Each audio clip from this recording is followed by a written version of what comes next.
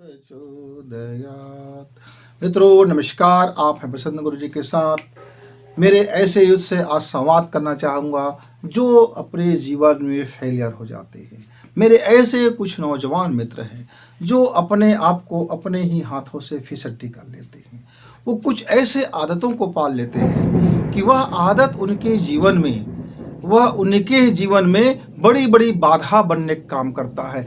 कोई उनका और कोई दुश्मन हो ना हो, उसकी आदतें ही उनकी अपनी एक बड़ी दुश्मन का रोल निभा लेता है। क्या है? जैसे मेरा मूड नहीं है भाई, मैं आज काम नहीं करूँगा, तो क्या करूँगा? बस खाऊंगा पीऊँगा सोऊंगा। अच्छा, मेरा मूड बिल्कुल नहीं है, आज मैं बस क्लब जाऊंगा, इधर उधर करूंगा, मटर गश्तियाँ करूंगा और मुझको कुछ नहीं करना है। अच्छा, फिर किसी दिन कहता है कि मुझको कोई मोटिवेशन मिल जाता, मेरे कामों को करने के लिए कोई मुझको प्रेरणा स्रोत मिल जाता, तो मैं अपने कामों को बखूबी कर लेता। यद्यपि उसमें कला है, पर एक आलस्य ये है कि उसको जब मूड की नियंत्रित उसको कर रहा है, मूड नहीं है तो मैं नहीं करूँगा, या अच्छा नहीं बन पाया, या कम कर दिया, या बस यार क्या पता है थके हुए हैं, मौसम सही नहीं है, वो घर में ठीक से लोगों ने व्यवहार नहीं किया, वो दोस्त मिले थे उसने नमस्ते नहीं किया, वो फलाने मिले थे उससे मेरा मूड अपसेट कर दिया। मतलब कोई ना कोई एक ऐसा बहाना मूड को लेकर के, और उसका मन चंचला, उसका सबसे बड़ा सफलता में बाधक है मन की यह चंचला, और वह उनके नियंत्रण में अपने को दे देना, यानी हम उसके गुलाम हो जाते हैं, मूड के गुलाम।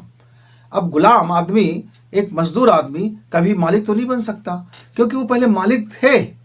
जब तक वह मूड को अपने नियंत्रण में रखते थे तब तक वह उसका ओनर था, मालिक था, मैनेजर था। अब वह उसका चपरासी हो गया, अब उसका वो मजदूर हो गया, अब वो उसका नौकर हो गया।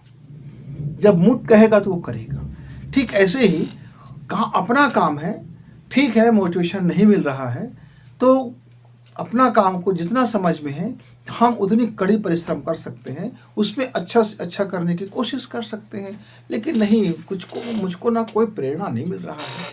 अच्छा, आपको अपना प्रमोशन चाहिए तो आप मेहनत कीजिए, फिर आपको कोई प्रेरणा मिलेगा तभी आप मेहनत करोगे। लेकिन हाँ, मेरे बहुत से मित्र होते हैं, मैं एक नौजवान मित्र की बात बता रहा हूँ। वह 12वीं क्लास का छात्र था। तिमाही में उसका रिजल्ट बहुत खराब आया। उसके घर वालों ने बड़ी तबाही मचा दी, खूब घर में टंटा हुआ, झगड़ा हुआ, और बातें यहाँ तक पहुँच गया कि अब ये इसको घर में रखना ही नहीं है, इसको ये कर देना, वो कर देना है, मामा गांव भेज दो, वहाँ भेज दो, बाहर रख दो, ये सुविधा खोर हो गया है, ये अपने आप को समझता नहीं है। और वो भी कहने लगे हाँ हाँ भेज दो, ऐसा वैसा। मतलब विवाद विकराल था। अचानक किसी कारण से मेरा उनके घर जाना हुआ। अब घर में तो महाभारत छिड़ा हुआ था, विकराल स्वरूप था, लेकिन लोक लाज के वजह से सारे लोग चुप हो गए। सब ने एक नकली मुस्कुराहट निकालने लगे, पर पूरा घर का वातावरण चीख चीख के कह रहा था कि इस घर में अभी नकारात्मकता भरी पड़ी है, और लोग आपस में गुत्थम गुत्थी हो रहे थे। और चेहरों को देख करके मुझको समझने में वक्त नहीं लगा। तब मैंने कहा कि भाई मैं तो आया था दूसरे काम से, लेकिन आपके घर में इसको मैं देख रहा हूँ, तो हो सकता है कि आप यदि शेयर करना चाहो तो कर लो। तब उन्होंने बताया ये लड़का ऐसा है वैसा है। तब मैंने उनसे पूछा, भाई आप जब 10वीं क्लास में पढ़ाई में बहुत अच्छे थे, गजब कर रहे थे, 11वीं क्लास में भी आपका रोल बड़ा गजब था, 12वीं में क्या हो गया? तब उन्होंने बताया, क्या बताऊँ गुरु जी, 10वीं क्लास में मेरे लिए प्रेरणा थी, मेरे टीचर मुझको प्रेरित करते थे, फिर एक मेरी गर्लफ्रेंड भी मुझको प्रेरित करते थे, और फिर मैं किसी को दिखाने के लिए मैं अपने को टॉप करना चाहता था। मतलब मेरा कई तरह के प्रेरणा स्रोत थे, और अभी इस वर्ष मेरे लिए कोई प्रेरणा नहीं है। मैं निराश हो गया हूँ, उबाऊ हो गया मेरे लिए पढ़ाई, और कोई मज़ा नहीं आ रहा है, इसलिए मेरा मन बिल्कुल नहीं लगता, मूड नहीं होता, ये कुछ होता ही नहीं है। इसके कारण से मेरी सारी से पोजीशन बिगड़ गया। शिक्षक लोग भी मरे मरे पढ़ाते हैं, वे भी हमको मोटिवेट नहीं करते, घर के लोग भी मोटिवेट नहीं करते, पड़ोसी भी मोटिवेट नहीं करते, और जिसको देख करके मैं मोटिवेट हुआ करता था उसने तो मुझको हेट कर दिया, उसने तो मैं ब्रेकअप कर लिया, उसने तो मेरे साथ पंगा कर लिया, अब मेरा उनका बड़ा टंटा हो गया, अब मेरे जीवन में कोई मोटिवेशन नहीं बचा है, कोई प्रेरणा नहीं बचा है, कोई प्रेरक तत्व नहीं बचा है, सब का सब अब मेरा ज़िंदगी पूरा नेगेटिव से भर गया। तब तो फिर आपका पूरा जीवन में जब कभी भी आप उछाल मारते रहोगे और आपका मोटिवेशन नहीं रहेगा तो आप वहाँ से गिर जाओगे, क्योंकि आप किसके गुलाम हो गए हो? मोटिवेशन के।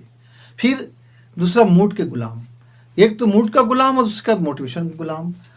अब कभी कभी निर्णय लेने में हम इतना देर लगा देते हैं कि उस निर्णय का कोई मतलब नहीं होता, और कभी कभी हम निर्णय लेने में इतना जल्दबाजी कर देते हैं कि वो निर्णय ही हमारे लिए घातक साबित हो जाता है।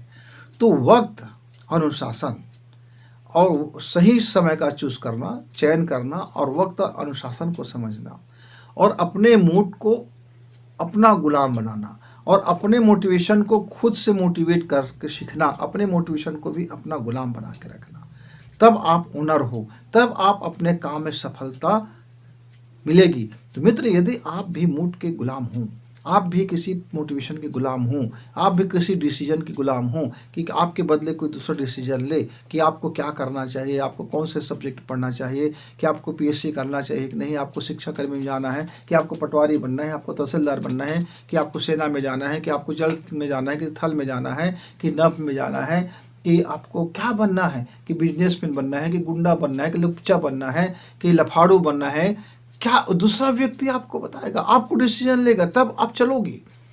तो ये यदि आप में है कि आप अपना डिसीजन नहीं ले सकते, आप अपना मोटिवेशन नहीं कर सकते, और आप अपने मूड को ठीक नहीं कर सकते, तो ऐसी आदत है तो तुरंत का तुरंत, अभी का अभी बदल लीजिए, क्योंकि ये सफलता के सबसे बड़े दुश्मन हैं और सबसे बड़े घातक तत्व है मित्र। क्योंकि आप जितना ज़्यादा विलंब करेंगे उतना ही ज़्यादा नुकसान होता हुआ जाएगा। वर्षा निकल जाने के बाद आप चाहे पूरी की पूरी तालाब को बांध डालो, मेढ़ को बांध डालो, और वर्षा निकल जाने के बाद आप अपने आंगन में 1,00,000 बर्तन रख दो, अब वो एक बूंद भी भरने वाला नहीं। इसलिए जब वर्षा हो रहा हो तब ध्यान दीजिए कि कब हमको मेढ़ को बांधना है, वर्षा हो रहा हो तब ध्यान दीजिए कि अपनी बर्तन को हम अपनी आंगन में सही ऊपर मुंह खोल करके रखें ताकि हमारी बर्तन भर सके। ऐसे ही जब आपकी उम्र है, जब आपके पास अभी औकात है, जब आपके पास अभी दक्षता है, जब आपके पास अभी कला है, जब आपके पास अभी समय है, तो अपने इसी समय में अपने जीवन का सर्वाधिक उपलब्धि को आप भर लीजिए।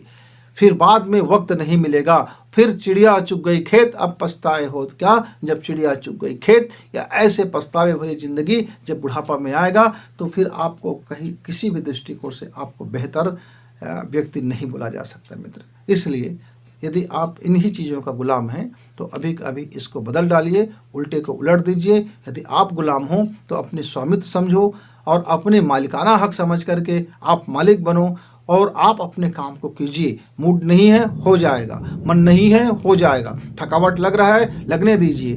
आपका कोई प्रेरणा स्रोत नहीं है, कोई बात नहीं है, धीरे धीरे आपके जीवन में कोई ना कोई प्रेरणा स्रोत आ ही जाएगा। आपको अभी डिसीजन लेना है, वक्त बेवक्त देख लीजिए, मंथन कीजिए, विचार कीजिए, और अपने बाबत खुद को डिसीजन लीजिए कि जीवन में आपको क्या करना है, क्या नहीं करना है, कैसे जीना है, कैसे नहीं जीना है। ये सारे डिसीजन आप अपने फैमिली के वालों के साथ मिलकर ले सकते हो, लेकिन उसमें आपका ज़्यादा से ज़्यादा आपकी हिस्सेदारी हो, और ज़्यादा से ज़्यादा आपका जीवन है। आप अपने जीवन में अपने थॉट को निवेश करो, अपने विचार को निवेश करो, अपनी हैबिट को निवेश करो, अपने टाइम को निवेश करो, और अपने दक्षता को निवेश करोगे तो फिर ज़िंदगी सफल होने में क्या वक्त लगेगा मित्र।